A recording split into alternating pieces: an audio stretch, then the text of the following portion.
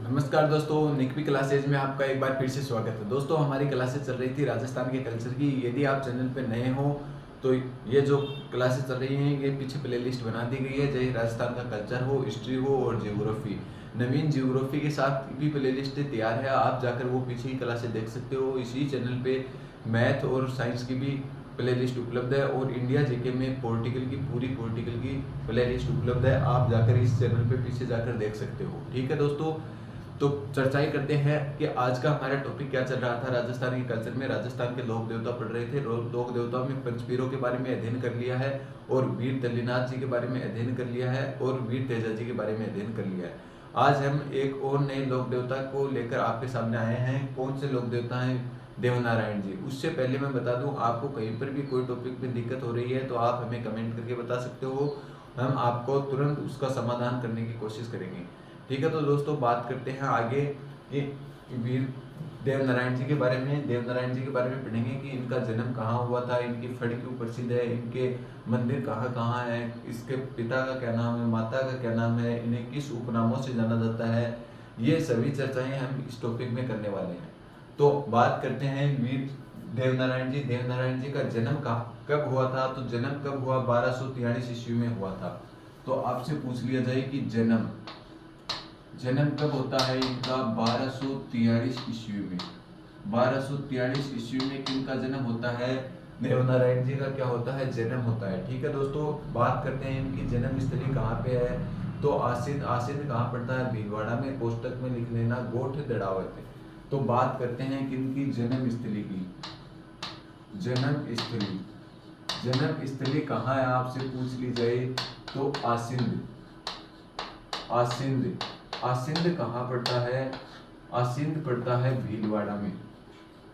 भीलवाड़ा, आसिंद भीलवाड़ा। और बात करते हैं इसी में भी कोई गांव का स्थान पूछ लिया जाए तो गोठ दड़ावत। क्या? गोठ दड़ावत। ये कई बार नाम आया हुआ है, इसलिए मैंने आपको लिखाया है कि इनकी जन्म स्थली कहाँ है? आसिंद भीलवाड़ा या क्या गोठ दड़ावत। गोठ दड़ावत में क्या है? इनकी जन्म स्थली है गोठ दड़ावत। ठीक है दोस्तों, इसके बाद में आगे बात करते हैं कि इनके बारे में, देवनारायण जी के बारे में, कि इनके बचपन का नाम क्या है।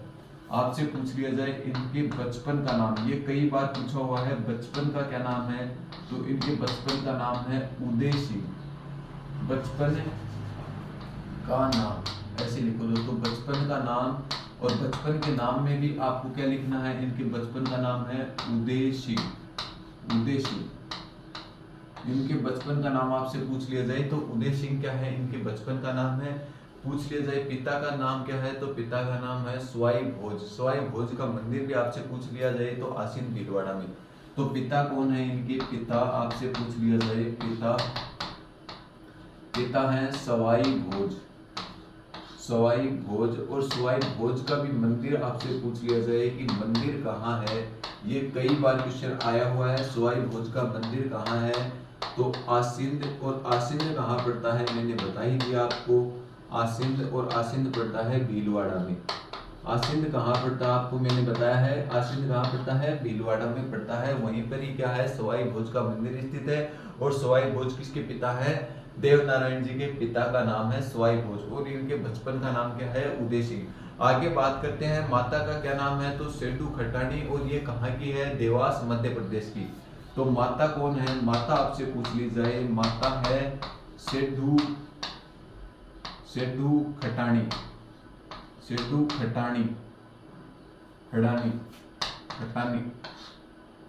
खटानी। ठीक है दोस्तों, ये इनकी माता है। और है भी कहाँ की? सेडू खटानी लिखो दोस्तों, इसको खटानी कर दिया हमने, सेडू खटानी। और ये भी कहाँ की है आपसे पूछ लिया जाए तो देवास। और देवास आपको पता ही है कहाँ पड़ता है? देवास पड़ता है मध्य प्रदेश में। कहाँ पड़ता है? एमपी में पड़ता है। ठीक है दोस्तों, इसके बाद में आगे बात करते हैं कि इनकी पत्नी का क्या नाम है। आपसे पूछ लिया जाए कि इनकी पत्नी का नाम, पत्नी कौन है? तो इनकी पत्नी का नाम है पीपल दे। ठीक है दोस्तों, इनकी पत्नी का नाम क्या है? People they. और पीपल दे भी कहाँ की है? धार मध्य प्रदेश की। पत्नी का नाम पीपल दे इनकी पत्नी का नाम है। और ये भी कहाँ की है? धार। और धार कहाँ पड़ता है? मध्य प्रदेश में पड़ता है। धार मध्य प्रदेश की इनकी पत्नी है। ठीक है दोस्तों, इसके बाद में बात करते हैं कि इन्हें किसका अवतार माना जाता है। तो देवनारायण जी को किसका अवतार माना जाता है, तो लिखो दोस्तों, देवनारायण जी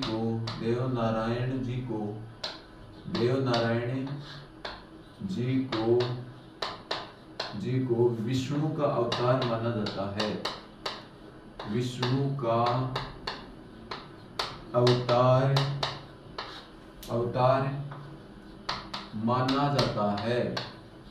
तो देवनारायण जी को किसका अवतार माना जाता है, आपसे पूछ लिया जाए तो विष्णु का अवतार माना जाता है किन्हें, देवनारायण जी को। ठीक है दोस्तों, इसके बाद में बात करते हैं देवनारायण जी के उपनामों के बारे में बात करेंगे कि देवनारायण जी के क्या क्या उपनाम हैं। तो किनके बारे में बात करेंगे, उपनाम। दो इनको उपनामों से जाना जाता है, एक तो आयुर्वेदिक के ज्ञाता के नाम से, क्या, आयुर्वेद का ज्ञाता। लिखो दोस्तों, आयुर्वेद का ज्ञाता। आपसे पूछ लिया जाए आयुर्वेद का ज्ञाता किसे कहा जाता है, तो देवनारायण जी को आयुर्वेद का ज्ञाता कहा जाता है। इसके बाद में आगे बात करते हैं, इसे औषधियों वाला देवता भी कहा जाता है। ये क्वेश्चन कई बार पूछा हुआ क्वेश्चन है कि औषधियों का देवता किसे कहा जाता है, क्या कहा जाता है, औषधियों का देवता, औषधियों वाला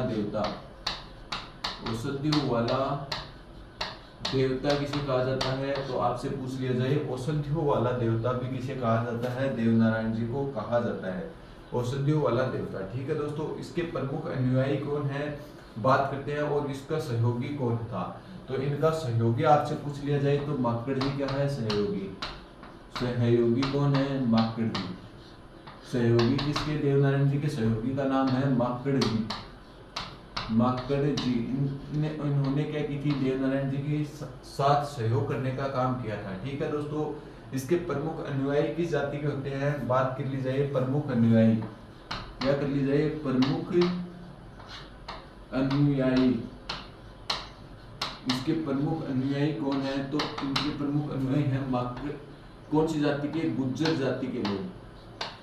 गुज्जर जाति के लोग क्या हैं, इसके प्रमुख अनुयायी माने जाते हैं। किनके, देवनारायण जी के प्रमुख अनुयायी कौन होते हैं, गुज्जर जाति के लोग इसके प्रमुख अनुयायी होते हैं। तो ये तो पढ़ा था हमने देवनारायण जी का जीवन परिचय के बारे में और इनके उपनामों के बारे में, और कौन सी जाति के ये आराध्य अनुयायी माने जाते हैं इनके बारे में पढ़ा है। एक बार हम इसका फिर से रिवीजन करेंगे, उसके बाद में हम बात करेंगे इनके मंदिरों की चर्चा करेंगे कि इनके मंदिर कहाँ कहाँ और क्यों प्रसिद्ध हैं, इनके बारे में चर्चा करेंगे। तो बात करते हैं देवनारायण जी का जन्म कब होता है, 1243 ईस्वी को। और 1243 ईस्वी को जन्म स्थली आपसे पूछ ली जाए तो आसीन भीलवाड़ा या क्या गोठ दड़ावत में क्या है, वीर देवनारायण जी की जन्म स्थली मानी जाती है। ठीक है दोस्तों, इनके बाद में बात करते हैं, ये क्वेश्चन आपके लिए मोस्ट होने वाला है, इनके बचपन का नाम क्या है, किसका, देवनारायण जी के बचपन का नाम आपसे पूछ लिया जाए तो इनके बचपन का नाम उदय सिंह है। पिता का नाम आपसे पूछ लिया जाए कि देवनारायण जी के पिता का नाम क्या है, सवाई भोज इनके पिता का नाम है। और इनका मंदिर आपसे पूछ लिया जाए, सवाई भोज का मंदिर कहाँ स्थित है। ये क्वेश्चन बहुत बार क्वेश्चन पूछा हुआ है, मोस्ट लगा लेना इसके तो, कि सवाई भोज का मंदिर कहाँ स्थित है, तो आसीन भीलवाड़ा में सवाई भोज का मंदिर स्थित है। पिछली बार सीईटी में लगभग 2 बार या 3 बार ये क्वेश्चन आया था, और सेकंड ग्रेड में भी आया था उसके बाद में, और पुलिस में तो ये आता ही आता है, क्योंकि पुलिस के लिए तो एक खास क्वेश्चन है। तो दोस्तों अभी जुलाई में पेपर होगा, उसमें देख लेना ये क्वेश्चन आपको मिल सकता है जन साइंस के। तो इनका मंदिर कहाँ है, सवाई भोज का मंदिर कहाँ है, आसिंद कहाँ पड़ता है, भीलवाड़ा में। बात करते हैं इसकी माता का क्या नाम है, सेडू खटानी इनकी माता का नाम है, और देवास मध्य प्रदेश की है। ठीक है दोस्तों, इनकी पत्नी का नाम क्या है, इनकी पत्नी का नाम है पीपल दे, और पीपल दे कहाँ की है, धार मध्य प्रदेश की है। ठीक है दोस्तों, आपसे पूछ लिया जाए देवनारायण जी को किसका अवतार माना जाता है, ये क्वेश्चन भी मोस्ट हो सकता है आपके लिए। देवनारायण जी को किसका अवतार माना जाता है, तो देवनारायण जी को विष्णु का अवतार माना जाता है। ठीक है दोस्तों, आपको क्या याद करना है, विष्णु का अवतार। आप नाम पकड़ किया करो कि कौन से नाम में क्या क्या हमें याद करना है। एक आपको नाम याद करना आसीन, एक नाम याद करना गोट दरावत, एक नाम याद करना सवाई भोज, एक नाम याद करना उदय सिंह। इसके बाद में आपको याद करना है सेडू खटानी, पीपल दे, विष्णु का अवतार, और आयुर्वेद का ज्ञाता, औषधि वाला देवता और आयुर्वेद का ज्ञाता किसे कहा जाता है। ये क्वेश्चन बहुत बार आया हुआ है, इनके स्टार लगा लेना। इनके उपनाम बहुत बार पूछे हुए हैं कि औषधियों का देवता किसे कहा जाता है, तो भी आपको आंसर देना है देवनारायण जी को। और आयुर्वेद का ज्ञाता किसे कहा जाता है, तो भी आपको आंसर देना है देवनारायण जी। ठीक है, इनके सहयोगी का क्या नाम है, माकड़ जी। और इनके प्रमुख अनुयायी कौन होते हैं, गुर्जर जाति के लोग क्या होते हैं, इनके प्रमुख अनुयायी होते हैं। यदि आप एक एक नाम कॉपी में नोट कर लोगे तो आपका इतना अक्सर बनेगा, मतलब बहुत छोटा छोटा बन जाएगा आपके लिए ये टॉपिक। और इसमें से आप ज्यादा से ज्यादा बार रिवीजन कर सकते हो। आपको क्या है, मेहनत करनी पड़ेगी। 2-4 बार नाम लिखोगे और साथ में पूरा जो विस्तार से लिखी हुई जो नोट्स बनाए हुए हैं, आपके सोर्स हैं, उससे आप 1 बार 2 बार अध्ययन करोगे ना, रिवीजन करोगे, तो आपके वो नाम फिर ऐसे याद हो जाएंगे कि कर्म से जो आपको नाम आते ही उसका पूरा विस्तार आपके सामने दिमाग में आ जाएगा। जिससे क्या होता है कि आपका एक तो रिवीजन करने की स्पीड तेज हो जाती है और एक आपका क्वेश्चन गलत होने के चांस कम हो जाएंगे। तो दोस्तों एक बार आप इसका स्क्रीनशॉट ले, फिर हम जो बचे हुए आगे इनके मंदिरों के बारे में भी चर्चाएं करते हैं। और यदि चैनल पर नए हो तो आप ज्यादा से ज्यादा मित्रों को शेयर करें और आप भी इस चैनल को सब्सक्राइब कर लें। दोस्तों आगे बात करते हैं देवनारायण जी के प्रमुख मंदिर, इनके बारे में बात करेंगे। इनके प्रमुख मंदिर के बारे में चर्चा करेंगे कि इनके प्रमुख मंदिर कहाँ कहाँ स्थित है। मंदिर के बारे में क्या करने वाले हैं, अभी चर्चा करने वाले हैं कि देवनारायण जी के प्रमुख मंदिर कहाँ स्थित है। तो देवनारायण जी का पहले मंदिर के बारे में बात करते हैं। पहला मंदिर कहाँ है, जहाँ देवनारायण जी की क्या थी, जन्म स्थली थी। तो बात करते हैं पहला मंदिर कहाँ पड़ता है, गोठ दड़ावत। मैंने आपको स्थान दिखाया था गोठ दड़ावत, गोठ दड़ावत। और गोठ दड़ावत कहाँ पड़ता है, नीचे लिख लेना, आसिंद। आसिंद भी कहाँ पड़ता है, भीलवाड़ा में। आसिंद भीलवाड़ा में, ठीक है दोस्तों। यहाँ पे क्या है, इनका प्रथम मंदिर गोठ दड़ावत। गोठ दड़ावत कहाँ, आसिंद भीलवाड़ा में। और आपसे पूछ लिया जाए कौन सी नदी के किनारे पे स्थित है, तो खारी नदी के किनारे पे। खारी नदी के किनारे, खारी नदी के किनारे पर कौन सा स्थान है, आसिंद स्थान स्थित है, खारी नदी के किनारे। ठीक है दोस्तों। इसके बाद में आगे बात करते हैं, यहीं पर इनकी क्या है, यहीं पर इनकी जन्म स्थली है, इनकी जन्म स्थली स्थित है, जन्म स्थली है। तो यहीं पे क्या है, इनकी जन्म स्थली है। इसके बाद में आगे बात करते हैं कि देवनारायण जी का दूसरा मंदिर कहाँ पे है, तो देवमाली। और देवमाली कहाँ पड़ता है, ब्यावर में। आगे बात करते हैं दूसरा मंदिर कहाँ पे है, देवमाली। देवमाली कहाँ पे पड़ता है, देवमाली कहाँ पे पड़ता है आपसे पूछ लिया जाए तो देवमाली पड़ता है ब्यावर में। कहाँ पड़ता है आपसे पूछ लिया जाए, ये कहाँ पड़ता है, ब्यावर में। ब्यावर में पड़ता है। यहीं पे क्या हुई थी, देवनारायण जी की मृत्यु हुई थी। तो देवनारायण जी की क्या हुई थी, देवनारायण जी की मृत्यु हुई थी। कहाँ पे हुई थी, देवमाली में क्या हुई थी, देवनारायण जी की मृत्यु हुई थी। जन्म स्थली गोठ दड़ावत में है और मृत्यु कहाँ हुई, देवमाली ब्यावर अजमेर में। ब्यावर में क्या हुई थी, देवनारायण जी की क्या हुई थी, मृत्यु होने का काम हुआ था। ठीक है दोस्तों। इसके बाद में आगे बात करते हैं देवधाम। देवधाम कहाँ पड़ता है, जोधपुरिया। और जोधपुरिया कहाँ पड़ता है, टोंक में। तीसरा मंदिर बात करते हैं, तो तीसरा मंदिर इनका कहाँ स्थित है आपसे पूछ लिया जाए तो तीसरा मंदिर है देवधाम। और देवधाम कहाँ पड़ता है, मैंने बता दिया आपको कि देवधाम कहाँ पड़ता है, जोधपुरिया। देवधाम जोधपुरिया। और ये कहाँ पे है, देवधाम जोधपुरिया कहाँ पे है आपसे पूछ लिया जाए तो टोंक में स्थित है। ठीक है दोस्तों। देवधाम जोधपुरिया। और जोधपुरिया कहाँ स्थित है, टोंक में स्थित है। इसके बाद में आगे बात करते हैं इसका चौथा मंदिर देवडूंगरी। और देवडूंगरी कहाँ पड़ता है, चित्तौड़ में पड़ता है। इनका चौथा मंदिर आपसे पूछ लिया जाए तो कौन सा है, देवडूंगरी क्या है, इनका चौथा मंदिर स्थित है। और देवडूंगरी कहाँ पड़ता है, चित्तौड़गढ़ में पड़ता है। कहाँ पे पड़ता है, चित्तौड़गढ़ में देवडूंगरी पड़ता है। वहीं पे क्या है, इनका मंदिर स्थित है। चौथा मंदिर देवडूंगरी। और देवडूंगरी कहाँ पड़ता है, चित्तौड़गढ़ में पड़ता है। वहीं पे इनका चौथा मंदिर स्थित है। आगे बात करते हैं, इनके मंदिर में ईंटों की पूजा की जाती है। तो लिखो दोस्तों, देवनारायण जी के, लिखो दोस्तों, इनके मंदिर में इनके मंदिर में ईंटों की पूजा की जाती है। ईंटों की पूजा की जाती है। ये आपके लिए मोस्ट होने वाला है कि ईंटों की पूजा किसके मंदिर पे की जाती है। तो देवनारायण जी के मंदिर पे किसकी पूजा की जाती है? ईंटों से पूजा की जाती है। ठीक है दोस्तों, इसके बाद में आगे चर्चा करते हैं भोग किसका चढ़ाया जाता है। आपसे पूछ लिया जाए कि भोग किसका चढ़ाया जाता है, तो छाछ राबड़ी का क्या चढ़ाया जाता है? छाछ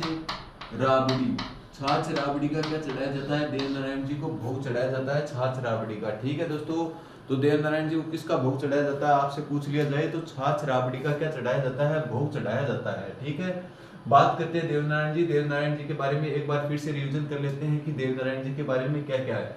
इनका प्रमुख मंदिर आपसे पूछ लिया जाए तो गोठ दड़ावत, और गोठ दड़ावत कहाँ पड़ता है? आसिंद भीलवाड़ा में। कौन सी नदी के किनारे पे आपसे पूछ लिया जाए तो खारी नदी के किनारे पे इनका एक मंदिर स्थित है।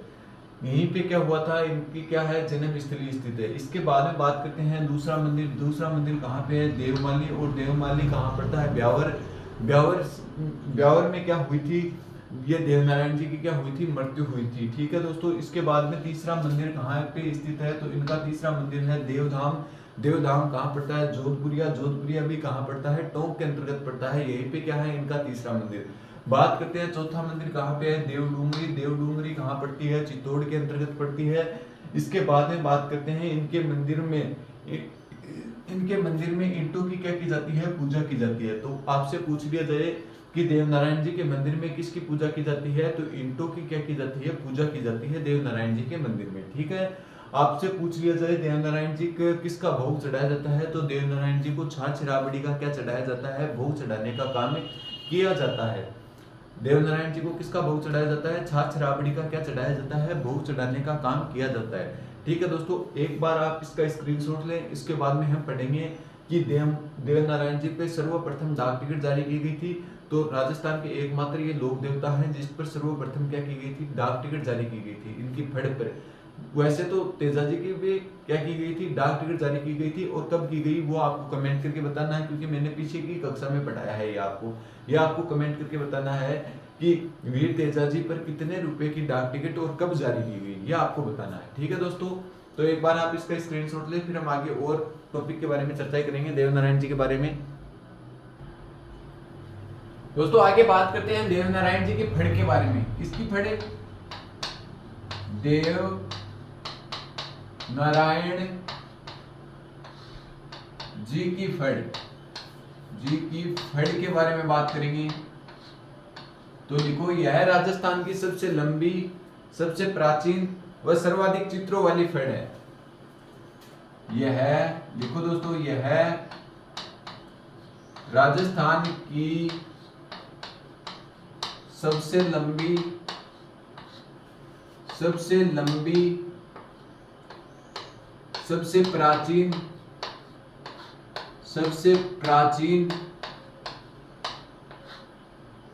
प्राचीन और सर्वाधिक चित्रों वाली फड़ है। सर्वाधिक चित्र युक्त फड़ मानी जाती है। कौन सी? सर्वाधिक चित्रों वाली फड़। सर्वाधिक चित्रों वाली फड़ है। चित्रों वाली फड़ किसकी है? देवनारायण जी की फड़ सबसे लंबी, सर्वाधिक प्राचीन और सर्वाधिक चित्रों वाली फड़ किसकी है? देवनारायण जी की फड़ है। ठीक है दोस्तों, आगे बात करते हैं वाचन में भी सर्वाधिक समय लगता है। लिखो दोस्तों, इसके वाचन में भी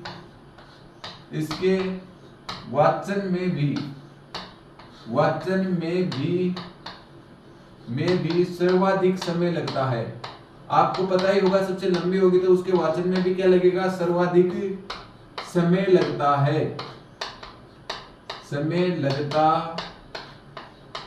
है। ठीक है दोस्तों, आगे और हम चर्चा करते हैं किसके बारे में? देवनारायण जी के बारे में, कि देवनारायण जी फड़ किस जाति के लोगों द्वारा बांची जाती है। आगे बात करते हैं दोस्तों, देवनारायण जी की फड़ का वाचन किन लोगों द्वारा किया जाता है? तो बगड़ावत जो गुज्जर जाति के लोग होते हैं उनके द्वारा क्या किया जाता है? इनका वाचन किया जाता है। तो लिखो दोस्तों,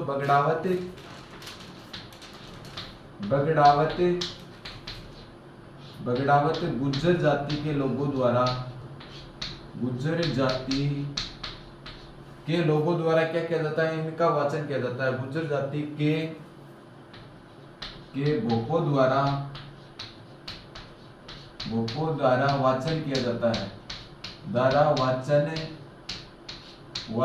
किया जाता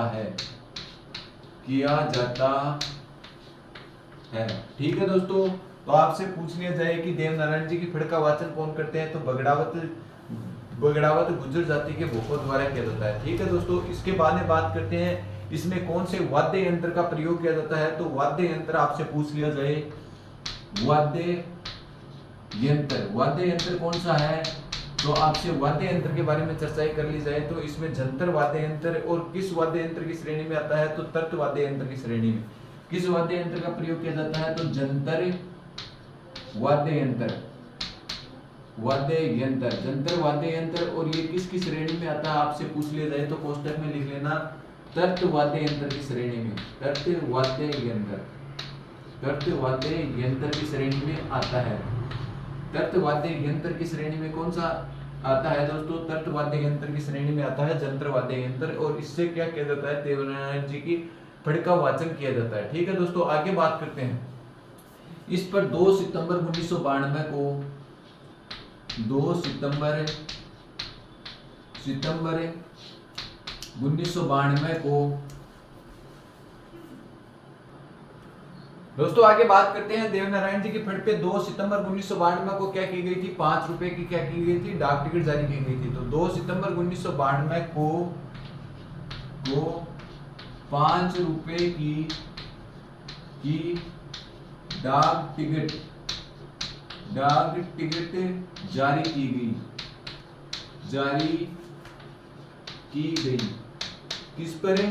देवनारायण जी जो लोक देवता हुए थे उन पे क्या की गई थी? 2 सितंबर 1992 को 5 रुपए की डाक टिकट जारी की गई थी। इस पे स्टार लगा लेना, ये क्वेश्चन बहुत बार पूछा हुआ क्वेश्चन है, ठीक है दोस्तों। इसके बाद में आगे बात करते हैं बगड़ावत कथा। बगड़ावत कथा किसकी है? तो देवनारायण जी की है। देवनारायण जी के बगड़ावत गुजरों द्वारा गाई जाती है। इसीलिए इसे क्या कहा जाता है? राजस्थान की महाभारत कहा जाता है। तो बगड़ावत कथा को क्या कहा जाता है? बगड़ावत कथा को क्या कहा जाता है? राजस्थान की महाभारत